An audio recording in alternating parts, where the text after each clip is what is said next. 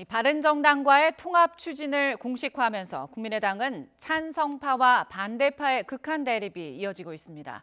사실상 한 지붕 두 가족 모습인데요. 통합 열차가 될지 결국 분당 열차로 마무리될지 다음 주가 갈림길이 될 전망입니다. 정치부 이정원 기자와 함께 전국 상황 살펴보겠습니다. 안녕하십니까? 안녕하세요. 네.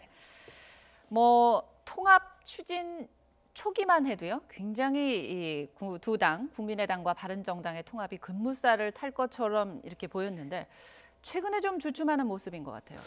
네, 그렇습니다. 분위기가 좀 바뀌었는데요. 이 국민의당 이 전당원 투표 결과가 나온 게 지난해 말일이었거든요. 예. 당시에 이제 투표율이 23%였고 이 찬성이 74%로 나왔었는데 네. 그러면서 이제 탄력을 받아서 지난 3일 날 통합 추진협의체가 발족을 했고 네. 이 통합 추진협의체 첫 회의에서 이 늦어도 다음 달까지 제3지대에 신당을 만든 다음 각각 흡수 통합하는 방식으로 이 통합 신당을 만들자 이렇게 네. 발표를 했습니다. 네. 당시 발표 내용부터 먼저 들어보겠습니다. 그렇죠.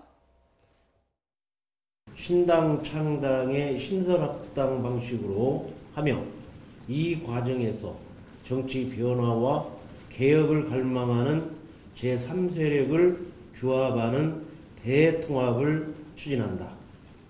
양당은 당원과 국민의 여망을 조속히 실현하기 위하여 2월 내에 통합신당 창당을 완료하는 데 최선을 다한다. 또 이 새해 초에 이 여론조사 결과가 쏟아졌거든요. 네. 근데 그 여론조사에서 이 통합신당의 지지율이 자유한국당보다 더 많이 나온다. 네. 이런 결과가 쏟아지면서 네. 이 국민의당 내 통합 찬성파 쪽에서는 굉장히 고무적인 상황이었는데 그런데 이 변수가 생긴 게 최근에 이 반대파 쪽에서 이 이른바 개혁신당 창당을 공식화하면서 네. 좀 변화된 분위기가 감지되고 있습니다. 네. 어쨌든 통합을 하고자 하는 국민의당과 바른정당은 일단은 목표를 2월 말까지 양당 통합을 하겠다 이런 목표를 지금 갖고 있어요. 하지만 말씀하신 대로 이 통합에 반대만 하는 의원들이 새로운 카드를 내놨거든요. 우리도 당을 만들겠다. 그러면 이게 어떤 변수로 작용을 할 것으로 보실까요? 그러니까 요약을 하자면 이제 명분 싸움 또 이 세대결로 볼 수 있는데 네. 애초에 통합 반대 쪽에서는 이 전당원 투표를 이 나쁜 투표 운동이라고 이 규정을 해서 이렇게 전략을 썼거든요. 네.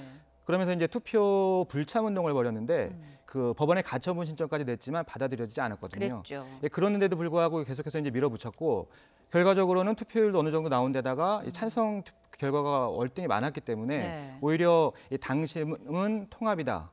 이런 결과만 확인해 준 꼴이 됐거든요. 예. 그래서 명분이 없는 그런 싸움이었는데 하지만 이 개혁신당 창당 카드를 꺼내들면서 분위기가 좀 바뀌었습니다. 네. 반대파 측 이야기 한번 들어보겠습니다. 네. 김동철 원내대표님하고 이용호 정책위 의장님은 중요한 당직을 맡고 계시기 때문에 심적으로는 저희한테 힘을 실어주신다는 말을 하셨던 걸로. 결국엔 이 신당을 또 만든다는 게 결국엔 이 조직을 만들어가는 과정이잖아요. 네. 그러면 그렇게 되면서 자연스럽게 이 새를 불려가는 모습을 연출하게 됐고, 그렇죠. 그러면서 이 구심력이 강화가 된 거죠. 그러니까 기존에는 이 호남 지역 정서에 기반한 어떤 반대를 위한 반대였다면, 네. 지금은 어느 정도 이 구심력이 강화되면서 그들이 공유하고 있는 가치가 어느 정도 있다 이런 걸 좀 알리는 계기가 된 것 같습니다. 네. 어쨌든 통합을 하게 되느냐 안 되느냐 이 통합 여부는 결국 전당대회를 거쳐야 확정이 되잖아요. 전당대회가 언제죠? 그 날짜는 확정되지 않았고 1월 말이나 2월 초쯤으로 지금 예정돼 있습니다. 네. 어쨌든 근데 이제 통합 찬성하는 쪽에서는 참석률을 높이기 위해서 원래 온라인 투표를 하려고 했는데 이게 지금 어렵게 됐어요. 그렇습니다. 정확히 얘기하면은 이 온라인 투표 자체가 무산된 건 아니고 이 K 보팅이라는 게 이 도입이 어려워진 거거든요. 네. K 보팅 시스템이라는 게 뭐냐면 이 중앙선거관리위원회가 이 각 정당에 빌려줬던 대여해줬던 온라인 시스템이 있어요. 네. 투표 시스템. 이걸 빌려서 당 대표도 선출하고 대선 후보도 선출을 해왔거든요. 예, 그렇죠. 그런데 이 투표 방식은 본인 인증을 어떻게 하냐면 생년월일을 입력하게 돼 있거든요. 예. 그런데 이 전당대회 의결을 위한 정당법이나 이 국민의당 당원을 보면 공인 전자 서명을 하도록 돼 있거든요. 네. 그런데 선관위에서 유권 해석을 내리길 이 공인 전자 서명에 이 생년월일을 입력하는 방식은 포함이 안 된다. 네. 이렇게 유권 해석을 내린 겁니다. 그렇군요. 우리가 공인인증서는 은행 업무 볼 때 보통 편하게 쓰는데 이게 K보팅과는 좀 다른 유권 해석이 필요한 그런 부분이 있었군요. 근데 국민의당 당원, 대표 당원이 예. 한 10,000여 명 정도라고 집계가 지금 되고 있어요. 그러면 전당대회의 절반 정도 5,000명 이상은 한꺼번에 모여야 된다는 얘기인데 가능할까요? 그런 어려운 점이 있기 때문에 이제 온라인 투표를 해야 된다 이렇게 찬성파 쪽에서 추진을 해왔던 건데 네. 그래서 이제 나온 게 플랜 B라는 말이 지금 돌고 있거든요. 결국에는 이제 그러면은 좀 전에 말씀하셨던 그 은행 업무 볼 때 쓰는 그 공인인증서를 이용해서 네. 온라인 투표가 가능할 것이냐. 예. 일단 당원들이 준비가 됐는지 확인하는 절차가 필요할 것이고 예. 또 그러한 시스템을 만드는 시간과 비용이 들어가겠죠. 네. 그렇기 때문에 현실적으로 좀 어렵다고 본다면 그럼 기존의 이 전당대회를 쪼개서 한번 열어보자. 뭐 공간적으로 쪼갤 수도 있고 예. 시간적으로 쪼갤 수 있겠죠. 전국을 순회하면서 열 수도 있을 거고 네. 같은 시간대에 열지만 전국에 동시에 여는 방법. 네. 뭐 이런 방안들이 거론되고 있습니다.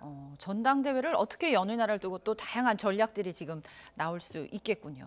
어쨌든 통합 반대파가 지금 독자적인 우리도 당을 만들겠다라고 공식적으로 발표를 했어요.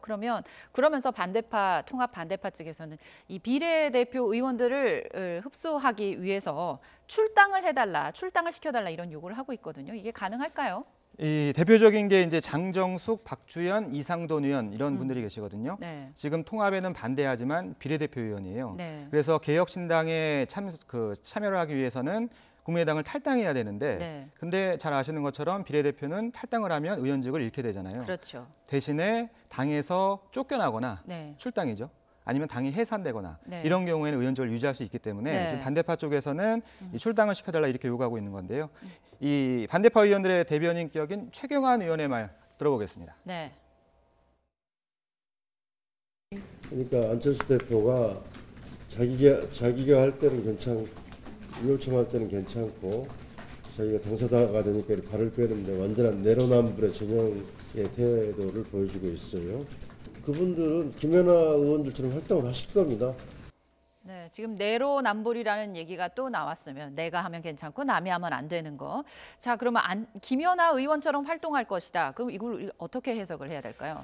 그러니까 이 안철수 대표나 통합 찬성파 쪽에서는 출당은 당연히 안 된다는 입장이거든요. 근데 예. 자유한국당 김연아 의원이 어떤 분이냐면 이 애초에 바른정당으로 옮기기 위해서 이제 네. 탈당을 결심했다가 네. 뒤에서 말렸습니다. 의원직을 잃게 되니까. 네. 그래서 자유한국당에 그대로 머물면서 이 당론은 따르지 않고 독자적인 행보를 보이고 있거든요. 예전에 예. 이제 본회의장에서 혼자 앉아 있는 모습도 네. 뭐 보이고 했었는데요. 네, 당론과는 다른 그렇죠. 표결도 예. 했습니다. 그래서 앞서 말씀드렸던 이 뭐 장정숙, 박주연, 이상돈 의원들 그래서 국민의당이 그냥 남아 있되 네. 개혁신당과 이 활동을 함께하겠다 뭐 이런 선언적인 어떤 의미로 좀 보입니다. 네. 어쨌든 통합 반대파 입장에서는 한 명이라도 더 개혁신당 쪽으로 끌어들여야 되고 그리고 결국은 원내 교섭단체를 만들기 위해서 한 명이라도 더 자기네 반대파 쪽으로 데리고 위해서는 비례대표 제명 굉장히 절실한데 나름의 방안 마련에 아마 고민이 있을 것 같아요. 이렇게 되니까 반발이 있긴 하지만 어쨌든 국민의당과 바른정당 통합에는 지금 속도가 붙어가고 있는 상황이거든요. 그런데 일부에서는 양당이 이 여러 가지 대북 문제나 정책적인 면에서 색깔이 많이 다른데 과연 이게 화학적으로 내용적으로 크게 결합이 잘 융합이 될 것이냐 이런 의문을 제기하는 분들도 있어요. 그렇습니다. 특히 뭐 요새 대북 정책 문제가 굉장히 큰 이슈인데 여기서 네. 좀 엇갈린 그런 반응들이 나오고 있거든요. 네. 뭐 예전부터 예견이 좀 돼 있었고요. 예. 또 최근에 두 당이 이제 통합을 하려면 이 강령이나 정강 정책을 합치는 작업이 필요한데 네. 그걸 위해서 첫 세미나가 열렸는데 네. 이 자리에서 이 어떤 공통점보다는 역시 어떤 이질감이 좀 부각되는 그런 자리가 됐습니다. 네. 예상했던 대로 이제 햇볕 정책이 좀 문제가 됐는데요. 네. 이 그래픽 한번 보시겠습니다. 예. 이 바른정당 이 참석자 중에 한 명이 이 햇볕 정책을 겨냥해서 이 현실 적용에 실패한 정책이라 이렇게 비판을 하니까 네. 국민의당에선 당연히 DJ 이꼴 햇볕 정책이잖아요. 네. 그러니까 햇볕 정책을 건드리면 이 수도권에서도 전멸한다 이렇게 반발을 했습니다. 네, 호남에 기반을 뒀지만 그래도 DJ 정신을 이어가는 햇볕 정책을 건드리면 수도권도 전멸할 수 있다. 약간 위기감이 들 수도 있을 것 같아요. 그런데 이 통합을 추진하는 쪽에서는 네. 이런 이질감이 분명히 세미나에서 도드라졌는데 네. 바른정당 하태경 의원은 이렇게 해석했습니다. 한번 들어보시죠. 안철수 유승민 대북 간의 차이는 문재인 이낙연 대북 간의 차이랑 똑같습니다.